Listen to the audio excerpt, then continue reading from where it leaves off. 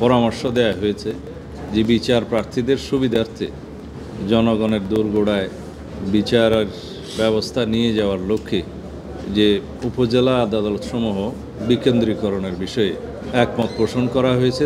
তবে দিয়ে যে বিষয়গুলো সুনির্দিষ্ট করে দেয়া হয়েছে, যেমন জেলা সদরে অবস্থিত উপজেলাসমূহ উইদিন ব্র্যাকেট সদর উপজেলায় আদালত প্রতিষ্ঠার প্রয়োজন নেই, যেহেতু জেলা সদরে জেলা জজ কোর্টের সাথে সংযুক্ত করে সুনির্দিষ্টভাবে চিহ্নিত করা সদর উপজেলা আদালতসমূহ, এবার তাতে জেলা সদরেই উপজেলা সদরের আদালতসমূহ প্রতিষ্ঠা করা গেল।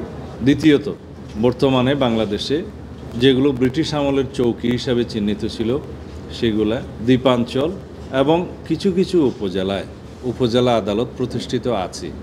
তার সংখ্যা খুব সম্ভবত 67টি, যেটা পরিসংখ্যান আমরা পেলাম, কম বেশি হতে পারে। সেই উপজেলা আদালতসমূহ, চৌকিসমূহ এবং দ্বীপাঞ্চলের আদালতসমূহ প্রতিষ্ঠিত থাকবে, তবে সেখানে প্রয়োজনীয় অবকাঠামো এবং সুযোগ সুবিধা নির্মাণ করা প্রয়োজন।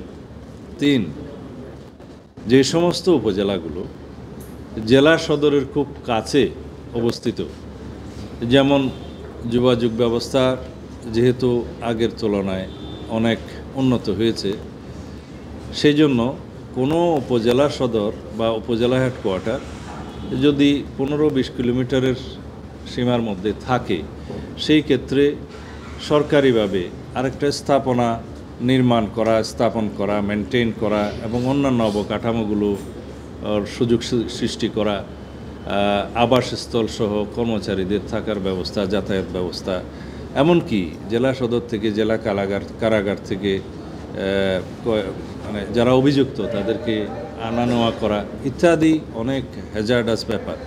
সেই জন্য সেই বিবেচনায় একটা বিস্তারিত জরিপ কার্য পরিচালনা শেষে সেই জায়গাগুলোকে জেলা সদরের অতি সন্নিকটে যে সমস্ত উপজেলা হেডকোয়ার্টার আছে, সেই জায়গাগুলোতেও আদালত স্থাপনের প্রয়োজন নাই মর্মে মতামত দেয়া হয়েছে। 4, যে সমস্ত উপজেলায় দূরত্ব বিবেচনায়, জনঘনত্ব বিবেচনায় এবং অর্থনৈতিক অবস্থা বিবেচনায়, যোগাযোগ এবং অন্যান্য বিষয়গুলো বিবেচনায় নিয়ে কোন কোন উপজেলায় কত মামলা আছে সেটাও বিবেচনা নিতে বলা হয়েছে।